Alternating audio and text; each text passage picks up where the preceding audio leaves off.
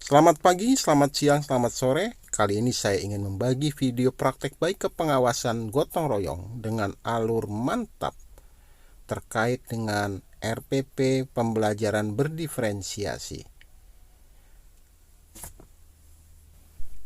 Gotong royong dalam hal ini, pengawas mengambil peran sebagai pendamping sekolah untuk bersama-sama mengerjakan dan menghasilkan sesuatu hasil yang telah disepakati sebelumnya. Kepengawasan ini memiliki 5 langkah. Yang pertama adalah M, yaitu mengidentifikasi masalah mulai dari diri sendiri. A, yaitu analisis, menyepakati permasalahan, kemudian menjadwalkan. Kemudian N adalah nyimak, yaitu melakukan pendampingan baik secara luring maupun daring. Dan T adalah tindak lanjut, serta P adalah pelaksanaan dan pendampingan.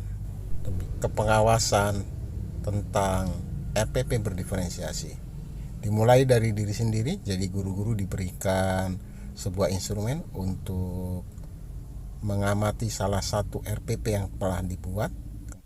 Lembar observasi ini berkaitan dengan RPP berdiferensiasi, yaitu pertama, apakah muncul atau tidak diferensiasi konten.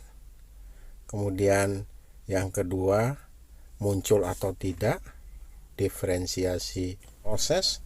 Dan yang terakhir muncul atau tidak RPP-nya diferensiasi produk. Nah, pada langkah analisis ini saya mengajak mereka untuk berdiskusi secara daring. Silakan Bapak dan Ibu. Baik teman-teman, kita akan dengarkan, kita simak cerita dari Bu Dina yang telah dilakukan. Setelah menyepakati jadwal, maka Bapak Ibu guru binaan saya ajak untuk langkah berikutnya, yaitu LMS dirancang dengan menggunakan topik. Yang pertama adalah pendahuluan, kemudian konsep RPP berdiferensiasi, contoh RPP, diskusi RPP, dan terakhir refleksi. Apa yang telah diketahui? Nanti guru-guru binaan saya akan menjawab pertanyaan-pertanyaan ini. Jadi ini materi pengertian, nanti guru-guru akan membacanya. Kemudian berikutnya diberikan juga contoh RPP berdiferensiasi. Jadi setelah materi, kemudian juga diberikan contoh dan dilanjutkan dengan diskusi, juga dilengkapi dengan instrumen untuk saling mengobservasi RPP milik teman minimal 2 orang dengan cara mengklik instrumen, kemudian diisi selanjutnya diunggah pada ruangan ini. Dan yang terakhir, guru-guru akan melakukan refleksi pada LMS ini. Jadi guru-guru nanti akan berdiskusi, dan diskusi ini akan menuliskan ide dan sebagainya pada LMS ini. Sebagai pengawas saya akan mengomentari. Kemudian diharapkan guru-guru yang lain juga akan berdiskusi di sini. Nah, setelah selesai sampai pada refleksi, maka pembinaan atau pendampingan guru melalui LMS tentang pembelajaran diferensiasi selama 3 minggu telah selesai.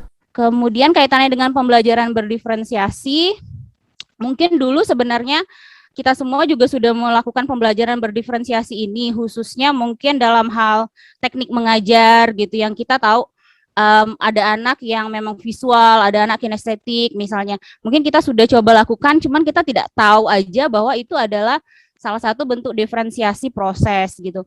Nah, tapi dengan belajar materi differentiated instruction ini, pembelajaran berdiferensiasi jadi lebih eksplisit lagi dan memang didesain melalui RPP gitu. Jadi saya coba untuk melakukan pemetaan dulu, misalnya kesiapan belajar. Saya kadang-kadang hanya lewat wawancara aja gitu, melihat oh ternyata kemampuan bahasa Inggris segini gitu. Ada juga yang pakai pretest, ada juga yang melihat minat juga dengan wawancara, karena memang wawancara yang informal aja gitu. Dengan cara melihat hal-hal itu, maka saya coba petakan dan saya buatlah lesson plan-nya. Untuk differentiated konten, untuk konten sejauh ini belum banyak saya berikan, paling mungkin teks-teks yang berbeda saja, atau ada yang menggunakan misalnya teks tertulis, ada juga yang video, dan seperti itu, kira-kira seperti itu. Kalau untuk yang diferensiasi proses, mungkin banyak ke ini, teknik yang berbeda dan juga scaffolding atau bentuk bantuan yang tidak sama. Jadi ada mungkin murid yang butuh bantuan yang lebih besar, ada yang mungkin dia banyak dilepas juga dia udah bisa gitu. Kemudian kalau produk, mungkin produk saya lebih banyak ke bagaimana mereka bisa menghasilkan produk digital tapi sesuai dengan minat mereka gitu. Bisa aja mungkin berupa komik, misalnya ada juga yang berupa video dan lain sebagainya sesuai dengan KD. Itu saya ada produk yang akan mereka kumpulkan kepada saya. Seperti itu, Pak. Mungkin cukup dulu. Terima kasih. Jadi kalau di kelas saya itu Pak bermacam-macam muridnya. Jadi intinya gini, saya itu biasanya kan kalau Google Meet seminggu mungkin 3 kali lah. Itu yang saya bagikan link bagi mereka yang mau ngikut. Udah saya tuliskan wajib juga, itu tetap yang ikut paling 15, 20 nggak nyampe. Nah itu yang ngikut, yang enggak nanti dijelaskan jelas. Nah nanti HP-nya ditutup Pak, Meet-nya, WA-nya masuk.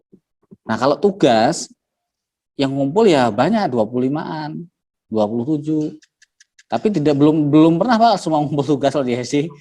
Itu faktor utamanya memang. Jadi ada tugas yang kemarin dikumpul hari ini, tugasnya 2 hari lalu kumpul hari ini, seperti itu. Jadi mereka ngerapel juga ada seperti itu.